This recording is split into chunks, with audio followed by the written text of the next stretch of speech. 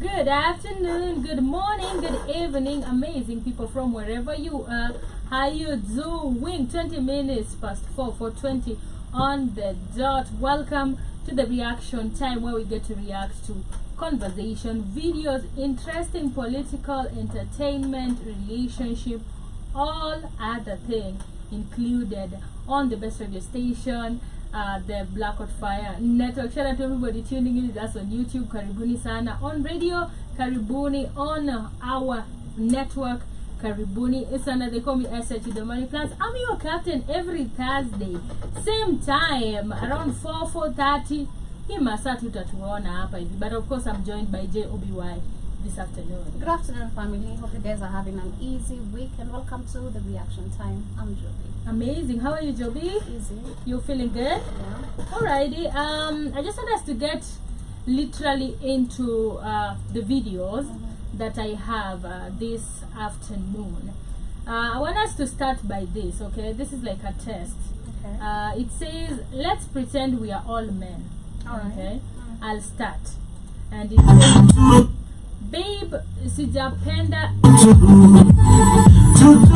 Kwani ulinifanyia nini? Pardon?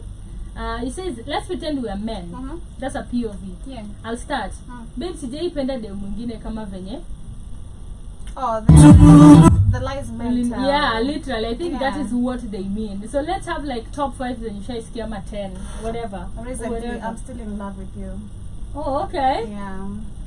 Okay. I could have been to me date like 6-7 years ago. You're Yeah. still in love with me. Now I'm that watu wengine Yeah, katikati. total. Oh my like, god. that is so stupid. I'm like, what do you expect me to tell you from that? Like, Okay. you're still in love with me. Expect me to buy that?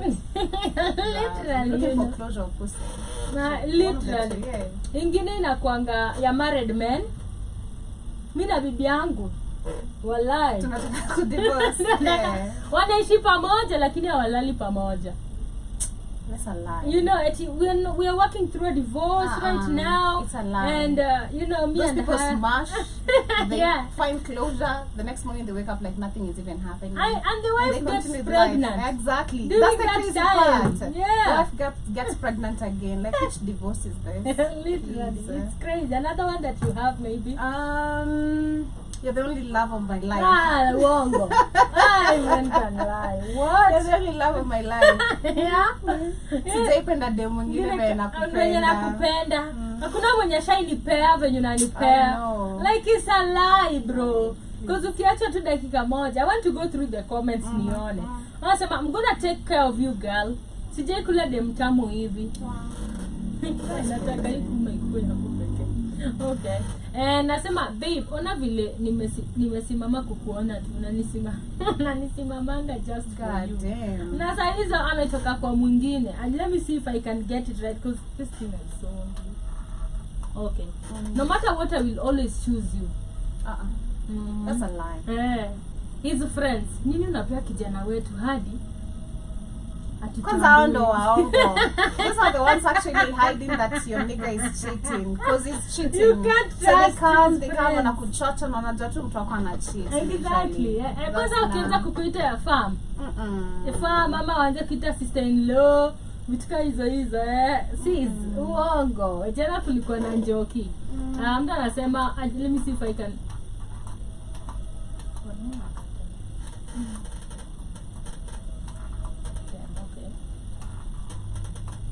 Okay, mnasema unajua babe ni wewe tu sijatumia CD. Really? Na wengine ilikuwa natumia, I trust you. Really? Nataka rose. Nah. Nataka ro. Nah. That's crazy. That's it, babe. Who said alijiforce kwangu? I think also we women we have pickup lines in our own do we? way. Yeah, me I do. Like what's yours? Or what have you ever told? It might not be you're using it right now or whatever. What have I told? That's a good one. Yeah. Let me think about it. I think I do have pickup lines, but mine have been honest. Sidhani ni ya kudanganya mse. Men. Yeah. Telling us about what? No, like for me telling a man something. Oh, like okay. Something genuine about maybe them or the relationship we have. Yeah. Yeah, but I think we also have, especially if it's a man, I feel like if it's a man who has money and you don't like him, we have ways of like lying. Yeah. Yeah, like maybe me I think maybe smack talk about the people the people I've been with before. Like if conversation, I'll not give details, but I'll lie. You know, maybe like for a man who I'm just after money, I'll lie to you a lot. Like I'm gonna tell you a lot of lies. Yeah. Na utabidi tu umekubali. Ni wewe hakuna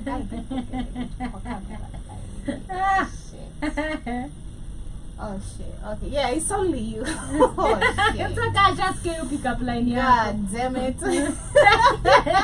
I sound share link. God damn it. Okay, yeah, it's only you by the way. You're the only love of my life, by the way. It's crazy. Let me see if I can get I didn't sweat.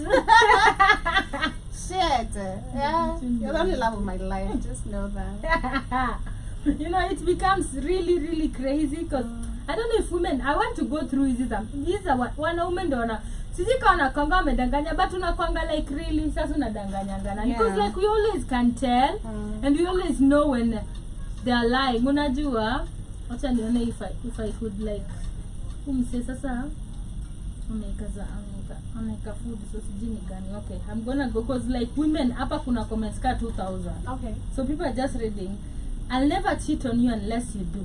Wow. Cheating is for idle men. Wow. Niliambiwa hivyo. Ngori sana. Baby, imagine you're so lucky to be the first woman kulala kwa hii bed. Excuse me. And I promise hutaipea mwanaume mwingine.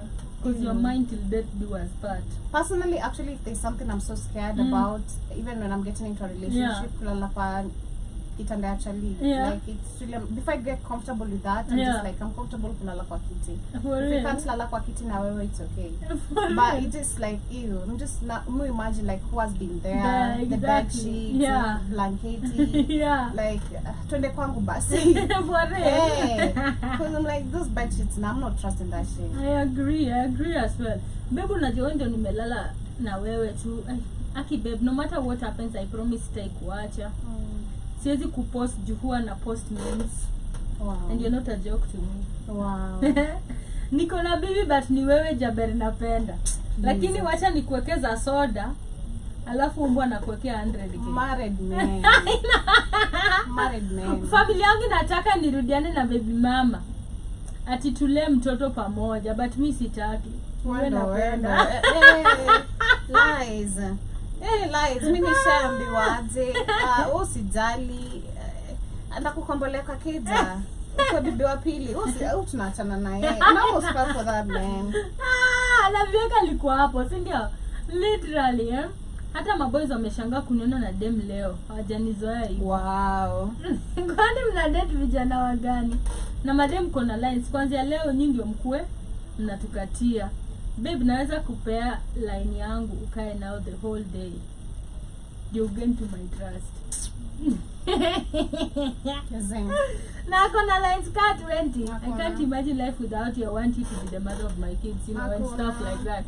But let us know which lies, automatic lies that you've always had from your partner or from the men around you or from your boys group. Like ni uongo gani ushaikumbuka kasema wow, really men can lie. Na kama pia ni dem, tafadhali tuambie what are your pickup lines. But moving on, I want us to share a video of this girl. Anasema how she got dragged kwa matatu. Oh. So I want to listen to this story. Jana I finished at 6, but like I got dragged kwa mat jana on my way home. So story time bro karibu ni dedi kidogo. So yesterday shift yangu ilikuwa ya mchana, of which mi utoka kama ni mchana I finished at 6, but like sikutoka 6 because nilichelewa, kuna something happened and I left it around 6:30. So nikitokanga kuna distance 1 minutes like a 7 minutes, 7 to 5 to 7 minutes walk juu like serifu. So like I walk ndio nifika kwa stage, stage hapo Ruiru. So when nilitoka nilitembea, by the time nilikuwa nafika stage ndio nipande saa mati za kukuja KU, ilikuwa around 6:50 something hapo. When nilifika sikuna kuanga na mati za KU, hiyo stage ya Ruiru ndani hapo. So when nilifika kuna mati za KU ziko hii side. So hiyo mati ilikuwa hapo, when nilifika ilikuwa imejaa. But like sabi nilikuwa naenda kuturn, kuna mwanaume alikuwa amekaa hapo, anakaa like ako in his late 40s. Akaniambia usiende, kuna mtu anashuka, so like nitakusongea hapa. And I was like, hey, hivi nimekaa hapa nifanye nini na yeye? Juu nikisema ni kungoje wengine na atakuwa na mtu, nitatoka kwa around 7:30 juu like haikuwa na mtu at all na hakukuwa na watu. So nikasema acha tu nisongee, nikae hapo. Which sikuwa na shida nao juu yeye ndio alisema atanisongea. So nikapanda. So when nilipanda tukaanza kuenda, like when tulifika like almost quarter, everything was fine at first, but like when tulianza kusonga sasa, mimi nimekaa hii side na amekaa hapa. So ameweka hivi mkono na mimi nimeshikilia vitu. So mkono ameweka hivi right. So unaona kaa hivi. Sasa nasikia mkono yake iko hapa. Mara ya kwanza nilisikia hapo. So nikasema labda ni motion ya gari ndio maana ananiguza. So nika brush off, as I said ni mtu ako in his late 40s ama early 50s. So after tumesonga tena like a few minutes later nikasikia mkono tena. Sit ile mtu anaguza tu hivi. Alikuwa ni kama anafanya hivi like pole. So nikashangaa. That was like the second time and I was like okay. Kidogo sana nikamuuliza nini, kwanza nikamwambia excuse yourself ni nini. So obviously at this point nikakuwa like so guarded. Nilikuwa nimeshikilia bag na mkono nimeshikilia chupa ya maji. So ikabidi ni move back hii side na chupa hii side ndio like niweke pipi mkono ndio mimi ache kunisumbua. So when nilimuuliza hivyo akaachana. Nilitaka tukasonga nikasikia tena sana ametoa mkono hapa. Ameleta mkono hapa eti ni kama anafanya hivi na si eti once anafanya hivi 1 2 3 like 4 times hivyo. So like at this point nilikuwa so uncomfortable. Nilikuwa najua kuna mtu alikuwa anataka kushukia hapo mbele. So nikasema acha ningoje ashuke alafu ni switch. Huyo mtu hakushuka niku. So tukaendelea kusonga and then akaniuliza madam unashukia wapi? Nikashangaa kwa nini anaanza nashukia wapi. So like nikibrush off sikumjibu mimi nikanyamaza because what do you mean you are being disrespectful a few minutes ago and then anaanza nashukia wapi? Mimi nikanyamaza. Kasonga akaniuliza sasa mrembo unashukia wapi? Nikamwambia nashukia KU. Kwa nini? Akasema nilikuwa dhani naenda hadi wapi? Hadi Githurai. Nikasema zini nashukia KU. Akasema so after nimemwambia hivyo like sasa sisi tukaendelea tu kwenda na gari. At this point tulikuwa tumefika like almost half. Unajua nini, umeangalia mbele but unaweza ona mtu akiwa amepangalia na kando, like unaangalia mbele but mtu akiwa amepangalia unaweza ona. So like I could see he was staring like amestare sana ile nimeona but like siwezi juka hivi nimeangalia because what nini hapo imepotea na niangalia. So like nimeangalia mbele but like namuona. So ikafika point hadi na inafunga chuma hii hapa ya mkono ya mat. Nikailalia hivi ndio mimi nianze kufeel uncomfortable. Juu nilikuwa nasikia ni kama breathe. Karibu niambie mtu mat nishukisha hapa nitafute mat nyingine but like anataka najua kwenye niko na mimi sijui hizo sides vizuri. So nikasema acha tuendane hapa niache na mambo yake because guys, literally a few minutes later nikaanza kufeel disoriented. Unajua ile feeling yenye ukiwa high unasikia uko high, but like this one was like in the worst way possible. Na feel ni kama niko high but niko so disoriented at the same time. Like I was feeling so bad. Nasikia ni kama nazunguka, nasikia ni kama like nataka tu like kulala, nasikia nikaanza kufeel so weird. Nasikia hata bado sijafika, so nikaanza kuwa like so paranoid. Nasikia tu ni kama heart rate yangu ilikuwa ina. Sasa nianza kushtuka, nasikia as I said, sasa nilikuwa nimelala hivi, so like nikainuka hadi nikaangalia usaidia ya nje, ndio like nione kama nitapigwa na upepo. Na nashangaa ni ile yenye na feel vibaya, literally na feel tu kulala, na ni like something sudden, na na feel mwili kwa so disoriented, like imeisha nguvu. Nilikuwa nimeshikilia hivi chupa ya maji, nilikuwa nimeweka hapa katikati ya miguu, chupa ikaanguka chini. So mtu mwenye alikuwa hapo kando yangu ndiye akanichukulia akanipea. So sasa hivi nimeanza kusikia vibaya, like na feel tu nilale, na feel tu nianguke hapo, nasikia mwili umeisha nguvu. But sasa tulikuwa tumefika hiyo, kuna ukikuja hii side kuna hiyo nini, tulikuwa tumeshafika Northland, so like ni a few minutes ndio nifikie hapa hivi. This whole time nina feeling bado no, like I can see he still staring at me. So hivi sikuwa nimelalia hivi, so nikaachilia, nikashikilia hivi kiti, so like nimeclench hivi kwa kiti juu nilikuwa nasikia like kuanguka hapo. So nimeclench na bado naona like he still staring, kama he was expecting a certain reaction. That man did something to me because alikuwa anasikia kama alikuwa anangoja something happen. So ni maana alikuwa ananimonitor, because like when alikuwa ananiangalia kama he's monitoring for something. So like nimeclench hivi na ngoja tufike. Hiyo chupa nimeweka hapa, nimeshikilia bag. Uzuri mimi nikianga tu kwa mat, immediately nikiingia kwa mat, mimi ulipa mat, nionyeshana message hadi kama masaa za kuonyeshana message haijafika. Mimi nitalipa nikuonyesha nikisi mimi kwa bag na nifunge. So like kila kitu nilikuwa kwa bag, ni chupa tu nilikuwa nimekelea hapa katikati ya miguu, nilikuwa nashikilia imeanguka. So nimeshikilia hivi bag, nimeclench hivi like nangoja tu kufika, nasikia tu kuanguka, nasikia ni kama na spin, nikaanza kusikia. Guys, in short, I was feeling terrible. Nilikuwa tunasikia like kuanguka hapo, and I know that man had something to do with it. So immediately when tulifika hapo KU, sasa mimi nimesimama naenda like kushuka. Sasa nilikuwa nimekilia mkono. Tell me why that man akashikilia like akakilia mkono yake juu ya mkono yangu, niko bro. Sasa nasikia like sasa nikafanya tu hivi na like mimi nikashuka nikatoka, like sasa natembea mbio juu nasikia tu kuanguka hapo. So nikatembea nikaingia kwa hiyo gate huko, nikateremka hivi nikaingia hostel. So nikitoka hostel nilikuwa like nimekazwa na mkojo like, but nikasema acha tu nikaze nifikie hadi hostel. Nilikuwa nataka nitembee kwa barabara. Unajua kama umekazwa utatembea haraka, ndio nitembea haraka ndio nifikie haraka kwa hostel. So when nilifika chini kwa room, nilikaa mbali yangu kwa kitanda, nikaenda washroom. I was still feeling like disoriented, but like at the same time nimekazwa. So nimeenda washroom, nimetoka right sasa hapo kwa sink. Tell me why all of a sudden sikumbuki kwenye niko like nimeenda chini kwa sink, na kila kitu ilikuwa blurry at that point. Naangalia hivi sikumbuki kwenye niko, sikumbuki nilikuwa washroom, sikumbuki na kutoka washroom like nimeenda chini kwa sink. Najaribu hadi kujimwagilia maji nini kama like I will have a recollection of anything, and I couldn't even remember anything. So like nimeenda tu hivi, nimeona kitu naangalia around, naona mlango but sijui mlango wapi na sijui direction gani. So like bro, this different. Kama kitu kama hiyo. That's it, I think. That's crazy. That is so sad. I remember there's a friend of mine, sister to Leila, literally. There's a time alikuwa ameenda interview. We was assigned for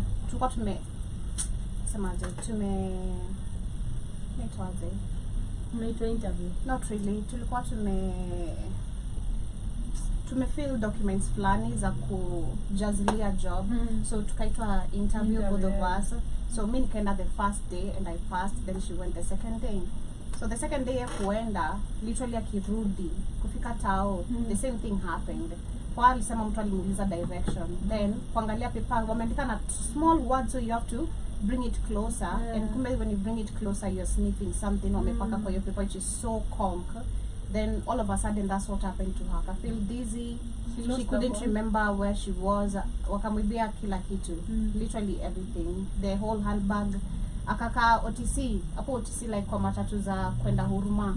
Almost for like how many hours. Ndio akatafuta simu Ndakatafuta alafu unajua tu ukiwa tao, especially when in such condition, people gonna assume tu uko mavitu. No one is gonna come help you. So amekaa tu mahali penye tu aliachwa like for almost 2 hours. We're calling her, she's now picking her phone. Ikaenda off. Then all of a sudden regain memory. She called us akatuambia this and this has happened to me fair. So kunitumia fair ndo akakuja akatuambia that's literally happened. So this is crazy that it's still happening. I think this is the second, not really the second, but a couple of times we've had this story. Last I think we talked about it. There was a lady that was dragged also in a matatu ya kwenda sijui Mombasa, and then akapatana panty, if you can remember. Akapatana panty, then the whole bus couldn't explain like what really happened, the whole situation. So I think this is something that needs to be checked on, especially by the matatu people. That goes back to them. How can you ensure safety for the passengers? Because this is your business, and multiple times this is happening with your business. So watu wengi watata kutrust matatu wapande nduthi ama nini ita happen. Exactly. And at the end of the day, people need to use matatus. So what is it that you really need for you to ensure safety for people? Because also safety starts with you. Leo ni yeye, kesho ni wewe kama matatu driver, literally. Hiyo matatu inaweza chukuliwa na hiyo memory yako ipotee kabisa. Because I bet I was reading about an article which was talking about Alzheimer, literally, and dementia. And this is nothing that's mtu anakuanga nayo. It's the memory of loss. It's something that even someone can inject you. Zakuja tu kudunga shindano ama nikuweka kitu kwa food yako, and pole you start losing memory completely, literally. So I think it goes back to the PSV literally itself, for them to, or NTSA, for them to ensure safety for passengers. Either watu waskaniwe, if possible you can bring scanners. I think that's one of the best ideas you can bring. Scanners za the same venye ukiingia kwa super lazima uskaniwe. Let you be scanned, let your handbag be checked as a lady. Nini uko na that could be harmful, because people need to get home safe. Jadi pia unapata kuna visu hapo mtu anakuwa unajua it's not safe. It's crazy because a lot of people, I think you sniff it. I don't know why this guy, maybe alikuwa anataka kwa napaka, alipaka juu alisema alikuwa anashika sio ya kupakwa. Anakupaka, and I think either yeye kuna kitu anatumia, utapata kuna kitu anatumia, he was not handling it mkono tupu. Utapata maybe kuna kitu tu ako nako, so dem akifikiria anashikwa na huo msee kuna kitu anampaka. Alikuwa anampaka. Because I bet if you shika kama yeye ikikuingia tu kwa pose, you get in high like that, and you losing memory that quick. So you can imagine the person who is handling it, they have to use it, handle it with safety because pia inaweza muaffect, tunajua. It is crazy. Alafu ameendelea kumuuliza maswali, so probably alikuwa nafaa haisikie and stuff like that. And she just held it, and because like I remember this Saturday when I was going to Tao, nilikaa kwa mat fulani na mtu, and then ni watu wa kushukia, it was a short distance, alikuwa nashukia hapa, so I think ni wale wa kupanga watu. This guy amekaa kandangu na ananiangalia weirdly, and then I don't know, I think it's just a pervert. Nasikia ndio ananishika hivi, so mimi niko like mimi nasikia vitu zangu ama, and then nikasema maybe gari na move the same way she's explaining. Kidogo tena nasikia anaanza kunishika, nikatan macho yangu tukaangaliana, alafu tukishaangalia 2 minutes later akakuja kaeka mkono venye tu amesema sasa ameweka mkono yake sasa hapa juu. In fact ya kwanza alikuwa ameweka huku, alafu kidogo ameweka mkono yake hivi, but akashukia hapa. So when she was explaining, I was like, kama mtu alikuwa nje kama tu ni pervert. I think that was just a pervert. I think you need to be careful, because that's personally, I don't know, nowadays mostly nikitoka ni Uber, being honest. Uber, like I'm not using matatu a lot, I'd rather use an Uber, like but you know matatu, but so unajua tu like matatu is also like ni a must. Depends where you're going. Ni must to your day activity. I agree. You know. Kama ni Tao, Tao natumia matatu. Unajua and stuff like that. And depends town enda kufanya nini. Kama today I was to go to town, but looking at what I was supposed to go to do, I needed an Uber. People like, I'll just go on Saturday instead of going today. Tuende Saturday now. Literally free to do everything correctly. I agree. It's super crazy. People are supposed to be really careful. Kuna perverts hapa inje. And I feel like also as a lady you need to stand up more. Be loud, man. I don't know. fungua sauti. I know. Me, if there's one thing I've learned, ndakuaibisha ushangae. Like that's one thing, even kwa barabara, you hear Kalnesh talking about a couple of men, I'll shame you, and I'm not ashamed to literally use my voice. It what on a mini cheesy. Ule dem, ule ewo dem, ogopa. You don't touch me, don't. Hata hiyo tu ya makanga usinishike bro. Mimi kwanza muambia mtu from don't touch. From na umbali. Usinishike. Heshima tu yako. Unataka nipande onganya ama don't touch. Sio lazima unishike ndo nikuje nipande. I don't know where the fuck you are and I don't know also your intentions. Exactly the type shit. Inaweza kuwa hiyo exactly. Alafu pande na wewe akufuate chao. Wakuibie because another alipe hiyo chwani ya kwenda tao lakini atatoka na simu na kila kitu unajua. Because like even there is this our tuition na viatu hapa karibu na police station hii iko hapa. Ni juzi last week tunapita and then one of them I think is newer to Jui because si upita hapo sana tukienda super. Eti namjifunze kuvaa manguo. He just said that and then mimi nikasikia nikata nakwambia tulikuwa machizi sasa mimi na watu we got crazy on him. The cop is just watching us. So hapo ni police station. Akaangalia tu hivi omse hadi akanyamaza and then when we came back those guys were like angejaribu sasa au mafundi wenye wametuonanga all the time sasa hakuna Kenya angefanya angejaribu tungemchapa viboko unajua and stuff like that. I'm like sometimes people look at you and they think you're a woman and you can't defend yourself and you're weak. It's good to actually stand up because it's uncomfortable si umekaa mtu anakuguza aje kwa mat. It doesn't make so much sense. Ngumi, by the way, respectfully. Minda, I think I'll give you a warning, and if you do it again, now I'm gonna punch you. Because like and I'll let you and punch you. That's why I love working with this ring. And I believe, always believe my key is a weapon. People joke about it, but I believe my key, maybe sharpen and squeezy. Like play with me. I'ma stab you. I agree. It was self-defense, man. I agree. Yeah. I definitely do agree. But another video here. Utasikia kenye inafanyika but utaona but let me just play maybe you'll get it. It's super it's about a church. Okay. So this is a pastor, women pastor man. Wamepata watoto huko ndani nchi wakiwaombea. Damn. This crazy. That's on TikTok. Yeah. On TikTok. Mama wale kufunga vitamba. Viremba. Vilemba and the Kikuyu kitamba. Kitamba kama wale Lejo Maria ndundu vitu kama hizo kama ni Kikuyu. Kisemu msifuruhusiwa watu wafike kwa watoto. Kwani watoto wako wako uchi naweza kuwashia moto saa hii. Washa. Kwani hiyo pasta tunaweza kukuashia moto. Unaongea sana wewe ndio mtui kuongea sana hapa na ujui tunaendelesha maombi. Hata unakuja na ni maombi gani wanaekelesha watoto wakiwa ndebe? Moto gani? Kanisa eti nitakuashia moto eti moto wa Yesu. Go on.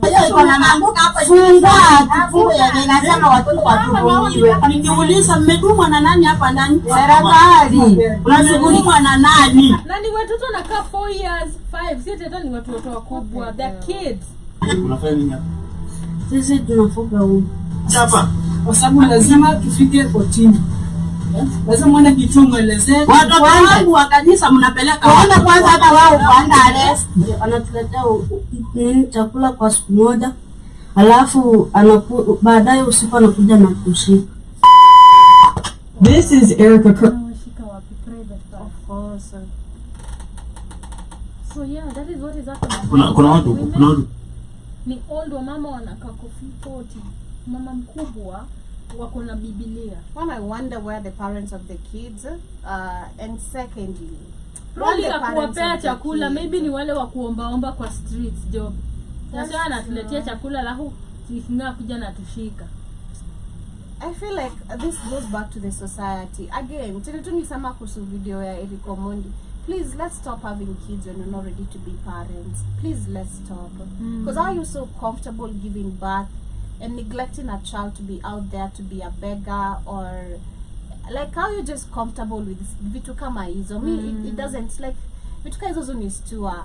Because I can't imagine being a parent and nimezaa and then I go dump a child somewhere and I'm comfortable living and pushing with life. That shit should be haunting me like every day. I should be haunted and always asking like mtoto wangu ako sawa, nani alimchukua, aliadaptiwa ama alienda kwa chokora. Like it should be something that literally is disturbing me. Remember the way we had these Nigerian movies like could showcase venye mtu atazaa anyanganywe mtoto ama sijui azae ache mtoto mahali, then she has to go work because she can't take care of the kid, but she's gonna come back later and look for the kid. Yeah. But the way she mali yako ayuko comfortable because she's worried about the safety of the child and all that. But this is reality. Yeah. Any normal parent and any normal person, you going in that process, because apparently childbirth is the second most painful, the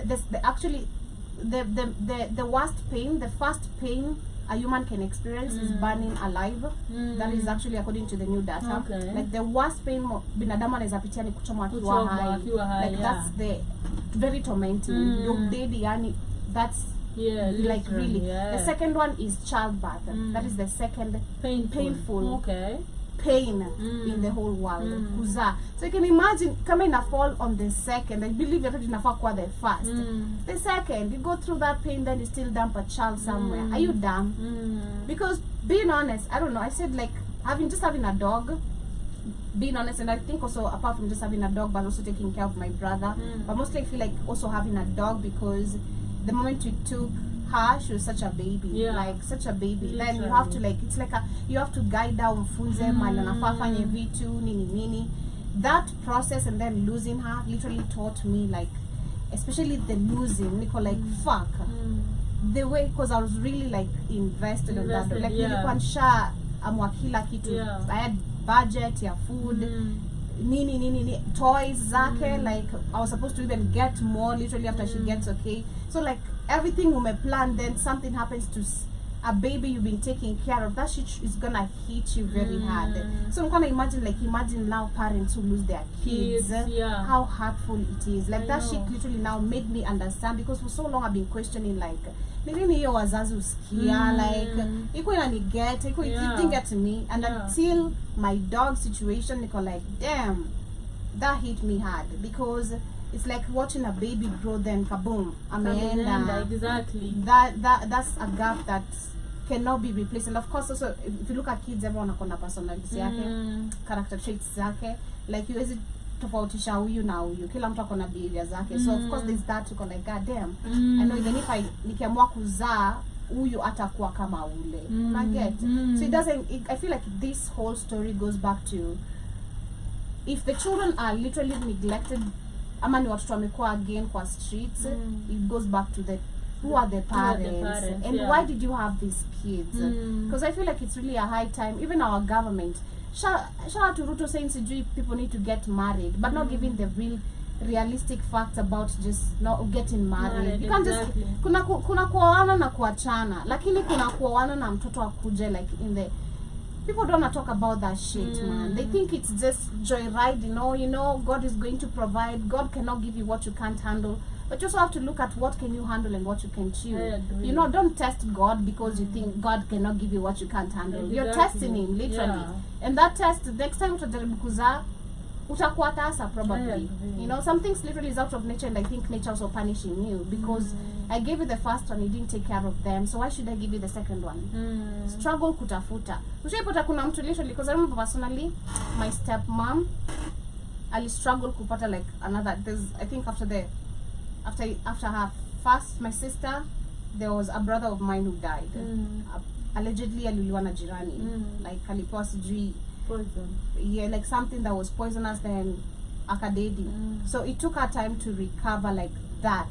But still even trying kuzaa like a rainbow baby. Yeah, like it really took time for her kupata ball. Like she really struggled. People like So you can imagine now someone who is going against nature, and especially in this kind of manner, to put a kid in this kind of environment, because that was say to limb dump in a safe space, in a place where they are sexually exploited them, and they're small that boys. Is so sad. And then hizi kanisa sile wangi, there's one hapo kwa kona ya kwangu, and I'm not calling siji imefungwa iko kwa nani ndogo, and then it's like this hapa tu now wanapiga kelele, and the specific people who enter the mushangaga like what really goes on inside these churches. Because like on the comments nasema kanisa hizi ziko na ufala sana. The people who sleep with mostly people's wives, especially if the pastor ni mwanaume, wanalangana na mabibi za watu sana. In the name of cause ndo uka hadi kuanzia asubuhi hadi jioni. Mostly. Yeah. So kuna hizi special prayers. Kuna time watu wengine washatoka.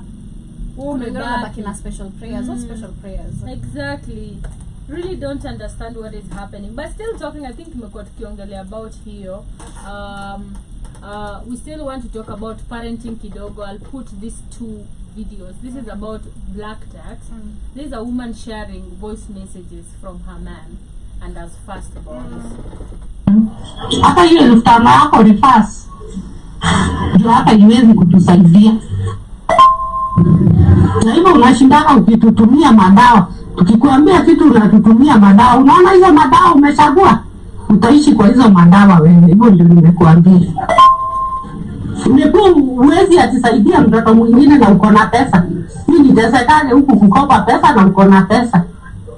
Hata utuambia hapo mwanzo uwezi kutusaidia ni kutuchanganya akili tu.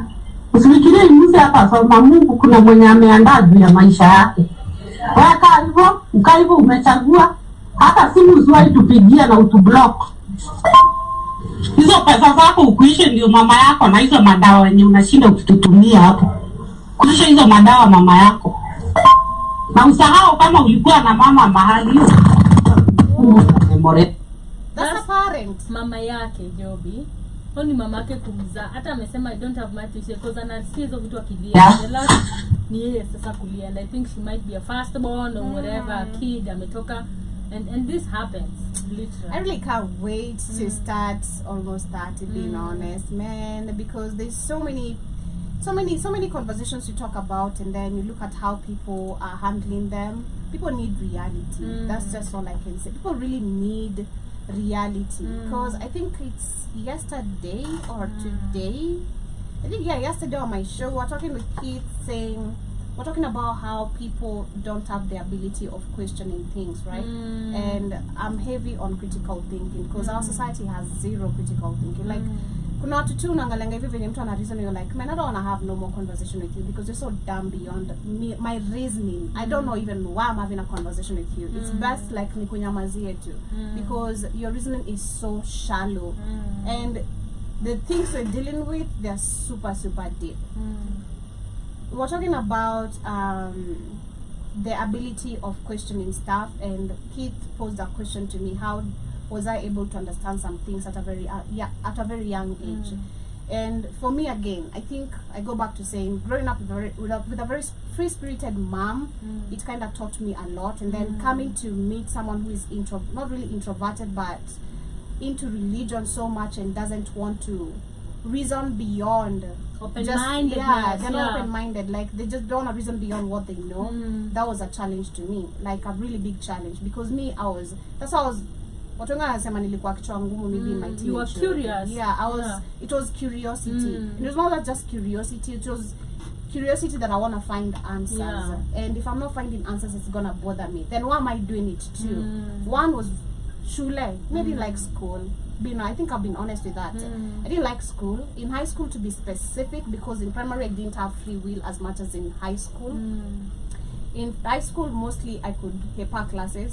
We used to be those what would tend to chill nyuma lab ama sijui nyuma acho, and then our school was so disorganized as much as it was so organized. Like ningehepa chuo, like I never cared about shule because it didn't make sense to me waking up at 5 utoke shule sijui 5 ama 6. That pattern didn't make sense to me. Religion, you're being told you're not supposed to, especially in your teenagehood. The adolescence imeanza, let's be honest, like boobs imetokea, ushajua kukatiwa, tuboi tunakwambia unakaa smart, like that shit is exciting, and I'm not gonna lie, like just if you're gonna be realistic, that shit is exciting. Yeah, it's exciting. Unasikia tu tuboi tunakwambia uko na two boobs to supu, uko like okay, so there's I can make my boobs even now cuter.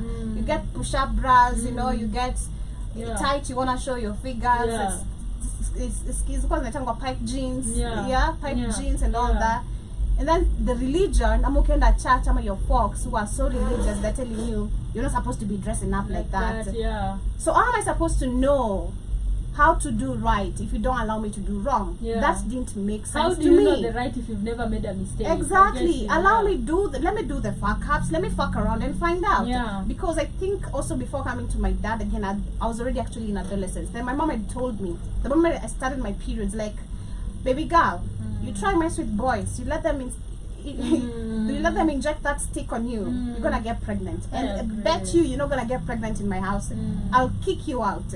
Okay, that was like strictly what she told me. Then I used to, every time even a boy could come to me, even boobs, like she told me, you allow boys to touch your boobs, they're gonna become big. Your boobs are gonna become big and everyone is going to know. So I used to be scared of that. I'm gonna allow boys flirt with me and I'm gonna flirt with boys, but don't touch my boobs, don't touch my coochie. Don't touch that. But the fact that we have, this is just so crazy, man.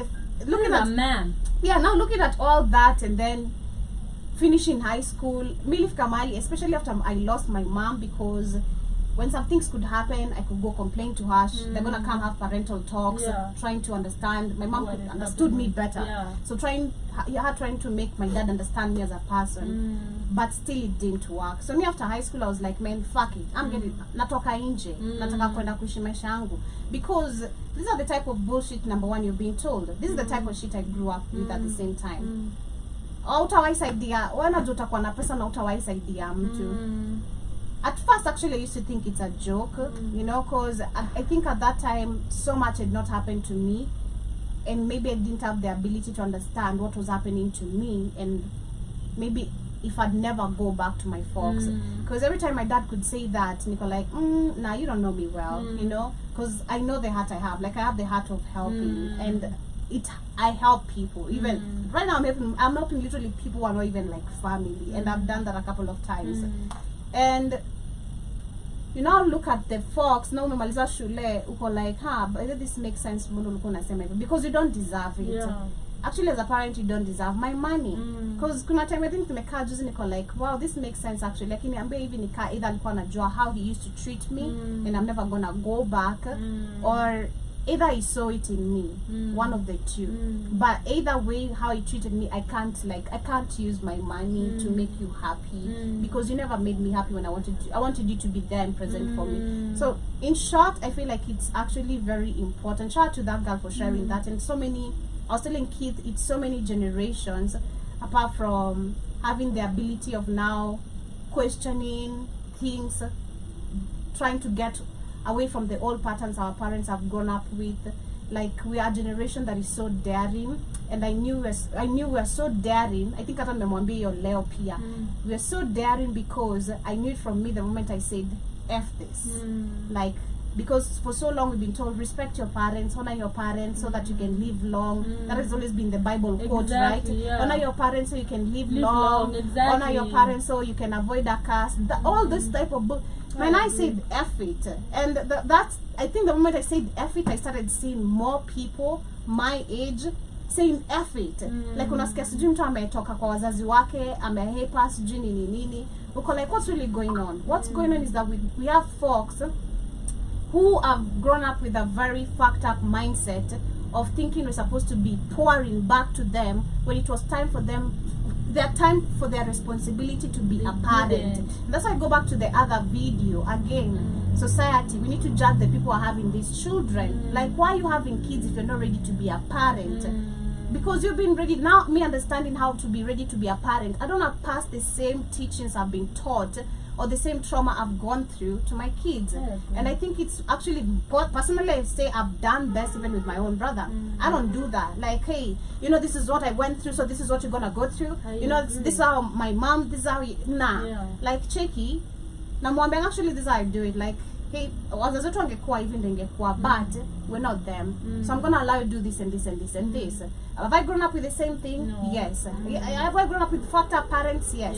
Do I want you to grow up with a fucked up sister in version of a partner? Nah, I don't want you. I want you to do better, because you can. I don't need to shout at you, abuse you, call you names, type shit for me to feel like I'm parenting enough, because sadly that's how they think they're parenting enough. Like, if nikimtukana nimwambie hakuna ukweli hata unaniambia hapo. this is very shameful. I know. That is even a mother, not even a imagine, father. and it's like your blood, you Crazy. know. It's so bad because she's crying. She's like, man, and then at your pesako ya takataka, it's there. You don't even It's my money. That's why you don't have it. It's my money. There's a video I saw last week. I don't know if we shared it, of this girl anasema Akilia anasema eti whenever she has money, she's being appreciated. Each time she was being kicked out. Amata, hizo vitu zako kwa hii nyumba. And it's always African. It's crazy. This black tax need to eti juu umebarikiwa na sometimes unapata hata wewe huja figure out your life. I don't know why people believe once you're in the city, you live in the city, Nairobi, you've made it in life, or you have a job. You're trying to figure out literally how old are you to actually say nishajisettlisha, now I can help you. It's the audacity that you think you have to actually want my stuff. I feel like ukitaka kupeana ni sawa, lakini mtu asikuwe ni kama anakuambia lazima umpe. Unaelewa? It's that audacity of you have to give us or we are not. So stop being my mom. Exactly.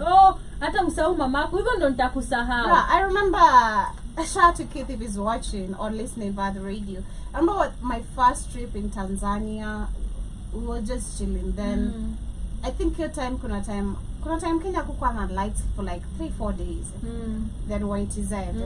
And then kulikuwa na issue, I think it was the first trip or the second, I think the first trip, one of the two. Kulikuwa na issue ya stima nini. Then economy tu ilikuwa pia wavy. My dad texted me. I think he tried calling me. The line of course was not going through. So he texted me on WhatsApp. Sijui nitumie tao. That's what he had borrowed. Said it's not though. Because at that time actually I always say your period that like I was getting money like you go like ya nini because then I started now putting real facts because I feel like for her she has to also tell these are the type of things you need to talk about. Tell your parents the truth again. Ambia wazae ukweli. Wacha wazae waambie ukweli. Like let them wacha kufe na ukweli. Wacha ikuume. You feel like it's the end of the world, you wanna die, you wish you never gave birth to me type shit, but I'm telling you the truth.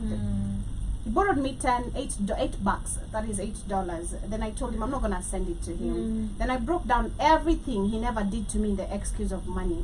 The first thing, and it was the first time of me staying with him, it was I think a month or 2 months before I came to stay with him. Periods in so now I'm staying with him. So I'm still not, I don't know the pattern of periods. Sijui is na changing dates. I don't know about regular shit. I know nothing. Sijui nafai kuja lini. That day zikaanza. Sijaongea na yeye, sijamwambia nitumie shopping because he used to bring me shopping. Then I had to go to my dad's room because I'm going to school. Like, hey, can you give me 50 shillings? Because at that time pads was 50. Pads zinapanda bei, by the way. We're just reporting that.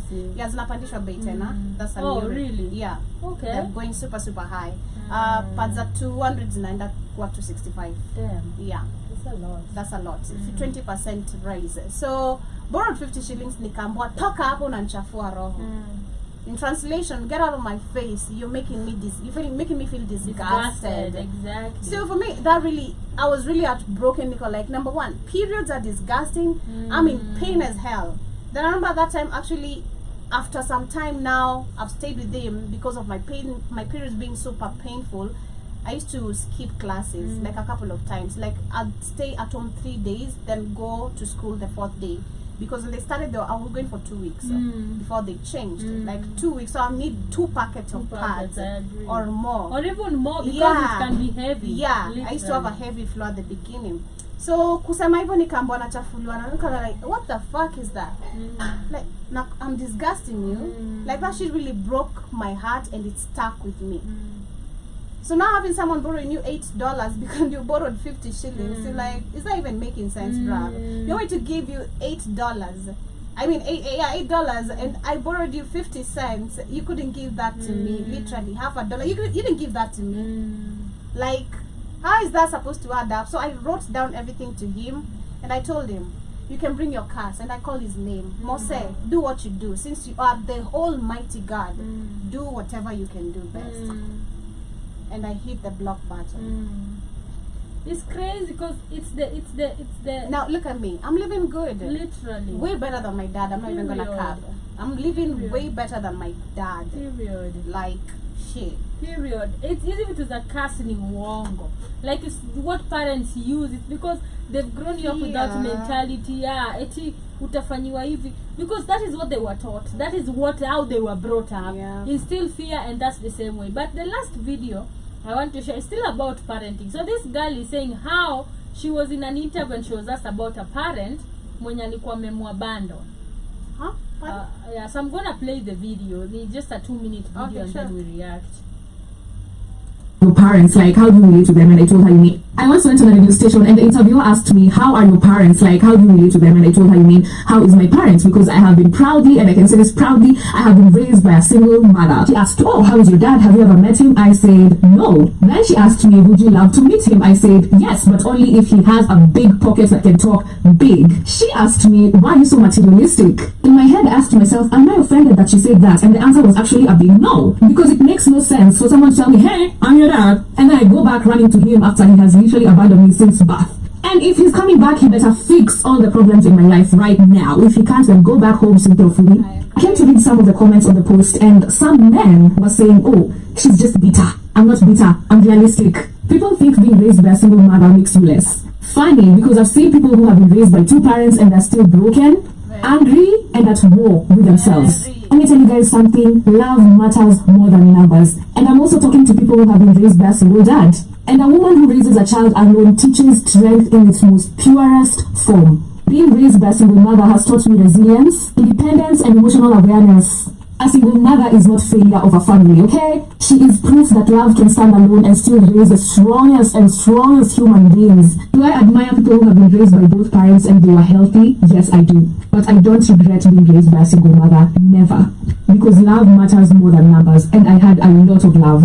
I don't regret my beginning because it shaped me beautifully. Am I worried that, oh, if I get a man, I don't know how to treat him? No. I am currently in a very healthy relationship. I know being submissive to a man doesn't come because you have been raised by a father or a single mother. I know it comes naturally when that man is treating and loving me properly. Because that is also propaganda that people use. Yep.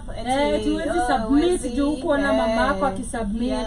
Wajua, I think, but it comes naturally when a man is masculine. Unaelewa? And our man treats you. Our man treats you, unajua. So it doesn't really make sense to me. No one should ever put you down because you've been raised by a single mother. I am proud to say that I was raised by one because she woke up every day and chose me. Even when it was heavy, even when it was lonely, she chose me. And that is my pride. And I will give her everything that she deserves in this life. I love you, Mom. Mwah.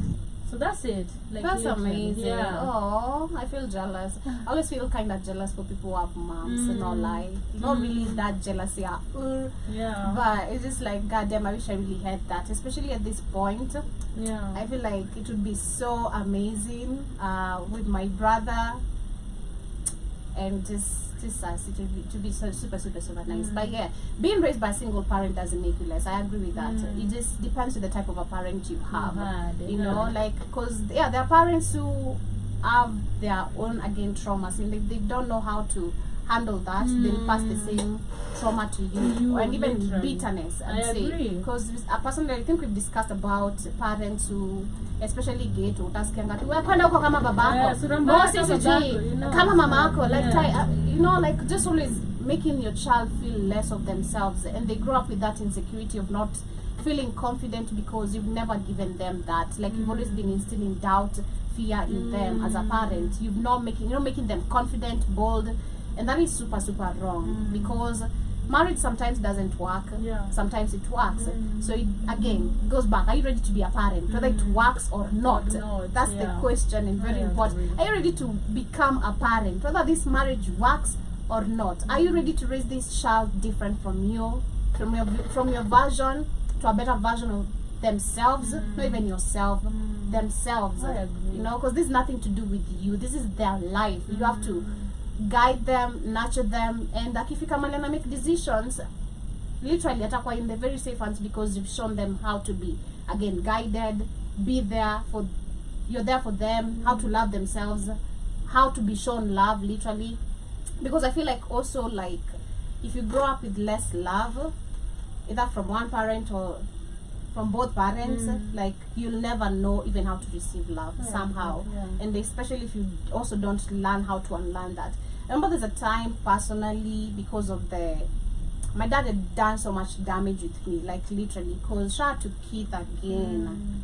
Keith helped me a lot heal a version of me that was super broken, like super broken. There's a time nilikuwa tunakanga hivi, even most of you and Katie sometimes never used to understand me. Could just start breaking, you think I'm just maybe in my feelings or nah, just like trauma. If you've really gone through trauma, vitu tu zinakuhit out of nowhere. You're just chilling with people, you're like, nah, I don't deserve to be here. I deserve to be somewhere alone. Just sifai tu kuwa hapa. And you'll keep on pushing negative thoughts and action towards you. And if you don't understand they're affecting you and you want better for yourself, they'll take a toll on you. But for me, I understood like, hey, this is not what I want. This is not how I want to live. I want to become better. I want to be lively. I want to be around people, because I've seen people how they are also around me. Like I want to give myself wholly out to either friends or to people, and not to feel like always insecure about things, you know. But that version of me literally completely healed. But if I'd allowed it to literally break me more the way it was broken, ingekuwa imenimaliza, singekuwa hata sidhani ningekuwa nimefika hapa. Suicide would have been the second option again, like literally, because it was super bad. So shout out to her for speaking about that. And like if he abandoned you and you want to come back, you better come back with you better have a bag. Literally, because why are you coming back with all your troubles? They come to your life, they pretend for a month or 2 months, they start asking you for money. So funny thing, I don't know if I told this loudly, but last year October, my uncle called me one of the morning, and akaniambia, I have something to tell you that I've been longing to tell you for a very long time, but you are not in the right mental space. But right now I see you're in the right and mature mental space for you to handle shit. Like, okay, Ambeumeka, hey, I want you to breathe in and out and listen to this carefully, and how you digest it, I want you to be calm. Then he told me the dad the dad to my brother is not the dad, it's someone else, and he's a cop, and he apparently wants my brother back, and he needs to take custody. So I'm like, amekuwa wapi? That was the first question. Amekuwa wapi? That shook me first, because it's I never saw it coming.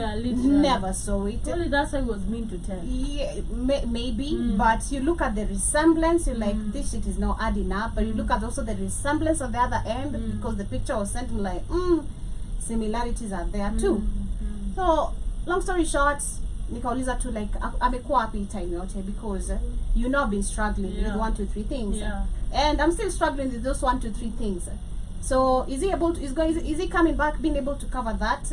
Yes, he was supposed to do that this year. Sijamuona mahali. Aya, in the name of I'm gonna, after he's done, I'm gonna give him a job, I'm not seeing anywhere. So I told my uncle the same thing. If hakuna kitu ya maana mtu anakuja kufanya kwa maisha ya Tefe, again, let everything remain the way it is. We're gonna tell him the truth, but that is up to him, for him to decide what he wants to do, because at the end of the day, he's growing up being an adult, not a baby. So we can't make decisions for him. Tafika mahali atajimekea decision, hata tumwambie ndo budako atarudi tu kwa ule mwenye anajua. So exactly, is he bringing back money? Because hadi mimi kama kuna do sawa, twende nalo. Nilimwambia pia kama kuna do, take advantage of it, whether it's your dad or not, twende nayo sana. But kama hakuna pesa, fuck that shit. I definitely do agree, because like inakwanga like they come back with their trauma, sama kitu imekaribu kufanyikia karibu dedi or something, now they want to find their people. Shame on them, literally shame on them. But it actually shows like parenting can be beautiful, you know, and most definitely it just depends on the parent. I feel like parenting is it's beautiful, but it's not easy. You know, cause I think I've seen a video today of Pierre McKenna posting Kioena Akokatu Ikake, and then our expression, because even her caption was like, I'm trying to balance parenting and living life.